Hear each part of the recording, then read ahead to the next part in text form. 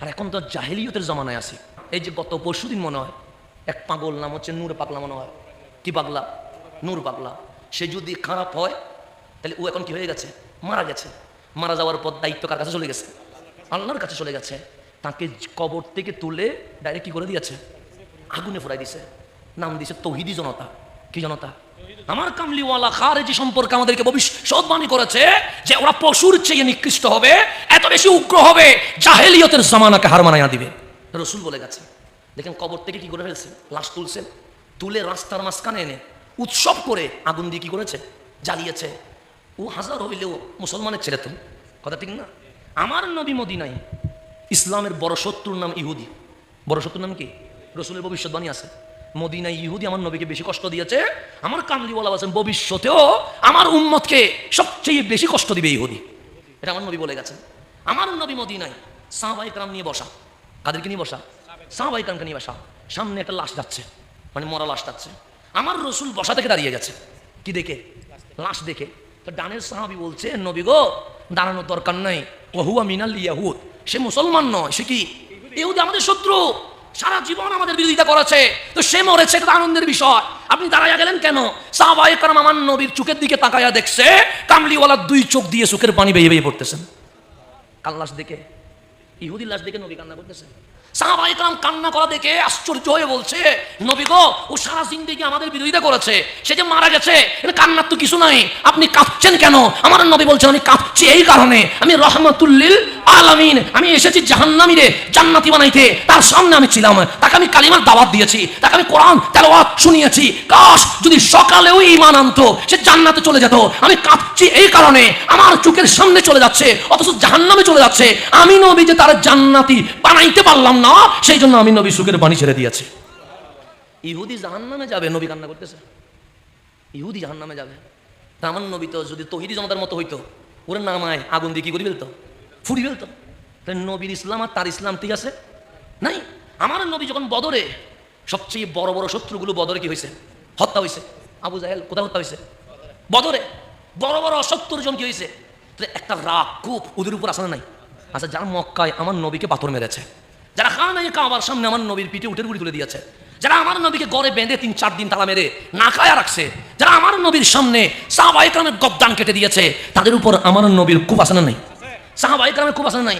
আমার নবী বলে, আমি মারামারি করবো না, মক্কা ছেড়ে মদিনায় চলে আসছে শুধু হানাহানি করা না করার জন্য, মারামারি করা না করার জন্য।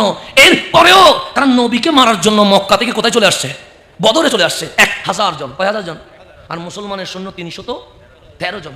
যুদ্ধ শুরু হয়ে গেছে, 70 জন বন্দী হলো, 70 জন হত্যা হলো। তা আমার নবী কি আবু জাহেল লাশ জ্বালাই দিছে?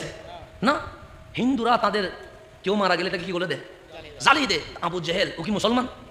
ও কি মুশরিক? ও কি? 70 জন যারা মারা গেল কারা? ইসলামের শত্রু, ইসলামের বিরুদ্ধে যুদ্ধ করতে আসছে, মুশরিক। কিন্তু আমার নবী 70 জনকে একটা গর্ত করে কবর খনন করে দিয়ে দিয়েছেন। কই ফুরাই নাই তো? ওদেরকে তো ছিন্ন বিচ্ছিন্ন করে ফেলা দরকার ছিল, করছে? করে নাই। আমার নবীজি বদরের ময়দানে তাদেরকে কি করে দিলেন, দাফন করে দিলেন। 70 জন যারা বন্দী হয়েছে, আমার নবী পরামর্শ রাখলেন কি করা যায়। সৈয়দুনা সিদ্দিক আকবর বলেন, যেহেতু মক্কার সাথে আমাদের আত্মীয়তার সম্পর্ক আছে, ওদের থেকে কিছু জিজিয়া নিয়ে মাফ করে দেওয়া যায়, কিছু মানে ফাইন নিয়ে কি করে দিব। আর ফারুক আজম বলতেছে, না ইয়া রাসূলুল্লাহ, আত্মীয়তার সম্পর্ক হোক যেটাই হোক, যা আমাদের বিরুদ্ধে দাঁড়াইছে তাতে গর্দান কাটি দেন। একজনে বলতেছে জিজিয়া নিয়ে কি করে দেন, ছেড়ে দেন। আরেকজনে বলতেছে গর্দান কি করে দেন। আমার নবী সবার পরামর্শ শুনে বলছে, তোমরা 70 জনের মধ্যে পড়ালেখা জানো, জ্ঞানী কারা আছো, হাত তুলো। তারা হাত তুললেন। আমার কামলিওয়ালা বলেন, একজন 10 জন মদিনার সন্তানকে পড়ালেখা করাবা, শিক্ষিত বানাবা, এটাই তোমাদের ফাইন। শিক্ষিত বানাইতে পারলে আমি নবী তোমাদেরকে মাফ করে দিয়ে দিব। সেখানে আমার নবী শিক্ষার কথা বলতেছে। আর এগুলো মাদ্রাসা বানায়, জঙ্গি বানায়, উগ্র বানায়, সন্ত্রাস বানায়। না আছে পড়ালেখা, না আছে শিক্ষা, না আছে আধুনিকায়ন, না বিশ্ব কোন দিকে চলে যাচ্ছে, আর এগুলো আছে কোন দিকে। একটা মব জাস্টিস সন্ত্রাসের মধ্য দিয়ে রইসুদ্দিনকে পর্যন্ত শহীদ করে দিয়ে দিয়েছে। আর এই সরকারের বিশাল ব্যর্থতা আছে। যখন মব সন্ত্রাসের মধ্য দিয়ে রইসুদ্দিনকে শহীদ করা হয়েছে, তখন আমরা বলেছিলাম তাওহীদি জনতার মধ্য দিয়ে, জঙ্গিদের উৎপাদের মধ্য দিয়ে একজন নিরীহ ইমাম যদি নিরাপদ না হয়, সোনার বাংলার 17 কোটি মানুষ কখনো নিরাপদ হতে পারে না। সেদিন যদি রইসুদ্দিনের বিচার করা হইতো, আজ বাংলার মানুষ এই জাহেলিয়তের চিত্র কখনো দেখতো না। তাদেরকে লেলিয়ে দিয়েছে, মনে হচ্ছে তারাই সরকার। জাহেলিয়তের জমানা চলে এসেছে। মূর্খতার জমানা চলে এসেছে, জুলুমাত অন্ধকারের সময় চলে এসেছে। এমন একটা সময় আসছে, আমার নবী বললেন হাতে জ্বলন্ত কয়লা রাখা যাবে, বুকে ঈমান রাখা যাবে না। আমার রাসূল বলেছে হাদিস, মসজিদে নামাজই পাবা, মসজিদে কি বাবা, ইউসাল্লুনান নাস, হাজার মানুষ নামাজ পড়বে, আমি নবী বলে গেলাম সেখানে একজনও মুমিন থাকবে না। কয়জন? হাজার মানুষ নামাজ পড়বে কিন্তু একজনও কি নাই, মুমিন নাই। এই জামানা চলে এসেছে, এই সময় চলে এসেছে, আমার কামলিওয়ালা রাসূলের ভবিষ্যৎবাণী চলে এসেছে। সেই জন্য খারিজিয়ত, উগ্রতা, জঙ্গিবাদ, এখান থেকে আমাদেরকে অবশ্যই দূরে থাকতে হবে। এখন মানুষ মারা যেন একটা প্যাকেজে পরিণত হয়ে গেছে, উৎসবে পরিণত হয়ে গেছে। আপনাকে ভালো লাগে নাই, ট্যাগ একটা দিয়ে মেরে ফেলতেছে। আপনাকে পছন্দ হয় নাই, সত্যতা আমি আছে, একটা ট্যাগ লাগায়া মাউফ জাস্টিসের মাধ্যমে, সন্ত্রাসের মাধ্যমে 50 জন 100 জন মিলে কি করে ফেলতেছে, খুন করে ফেলতেছে। যেন মনে হচ্ছে আজরাইলের দায়িত্ব আল্লাহ তাদেরকে বুঝাই দিয়ে দিছে, যেন মনে হচ্ছে আজরাইল ছুটিতে চলে গেছে। তা আজরাইলের কাজ তুমি কেন নিবা? কার মত কখন হবে এই সিদ্ধান্ত কার? আল্লাহ। তোমাকে কে বলেছে? বাংলাদেশে বিচার আছে। এখন নুরু পাগলাকে কবর থেকে বের করে জ্বালাই ফেলছে, কারণ কি? সেই নিজেকে ইমাম মেহেদি দাবি করেছিল। তো সে যখন জীবিত ছিল, ইমাম মাহাদি যখন দাবি করেছিল, তোমরা কোথায় ছিলা? তখন মামলা করে তাকে গ্রেপ্তার করানো কেন? মরে যাওয়ার পর কেন কথা আসতেছে? মরার আগে তো তাকে গ্রেপ্তার করানো দরকার ছিল, কথা ঠিক না?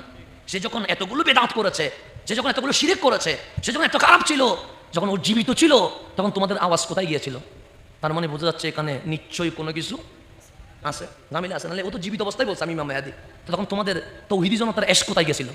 তখন তোমাদের ওই জ্বালাময়ী বাসন কোথায় গেছিল?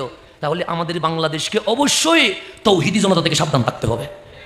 কতক্ষণ মাজার ভাঙ্গে, কতক্ষণ দরবার ভাঙ্গে, কতক্ষণ খানেকা ভাঙ্গে, কতক্ষণ জীবিত মানুষকে মারে, কতক্ষণ মরা মানুষকে জ্বালায়। তাহলে এর মধ্য দিয়ে ওরা চাচ্ছে সোনার বাংলাদেশ যেন শান্তিতে না থাকে। ইহুদি খ্রিস্টান পশ্চিমারা এসে এই সোনার বাংলাদেশকে যেন ফিলিস্তিন, ইয়ামান, সিরিয়ার মতো রক্তাক্ত জমিন যেন মানায় দেয়। সেই জন্য জাতিসংঘ এখন আওয়াজ তুলছে আমরা মানবাধিকার কমিশন করব। মানবাধিকার কমিশন বাংলাদেশে কেন? এটা সিরিয়াতে না করবে, এটা ইয়ামানে করবে। তার মানে এটার সাথে এটার কি আছে? যোগাযোগ আছে, কানেকশন আছে। মানবাধিকার কমিশন তখন দরকার যখন গৃহযুদ্ধ শুরু হয়। মানবাধিকার কমিশন তখন দরকার যখন দুর্ভিক্ষ শুরু হয়। মানবাধিকার কমিশন তখন দরকার যখন রক্তে জমিন লাল হয়ে যায়। তাহলে মানবাধিকার কমিশনের কথা আসা শুরু করা মানে তাওহীদি জনতার সাথে একটা কি হয়ে গেছে, লিয়াজ হয়ে গেছে। তা বাংলাদেশকে রক্তাক্ত করবে আর এই সোনার বাংলাদেশকে পশ্চিমারা দখল করবে। সেজন্য আমাদের বাংলাদেশের আপামর মুসলমানদেরকে সাবধান থাকতে হবে। এই বাংলাদেশ রক্ত দিয়ে কেনা হয়েছে, এই বাংলাদেশ সহজে ছেড়ে দেওয়া যাবে না। তেমন আল্লাহর জন্য বুঝার তৌফিক নসিব করে।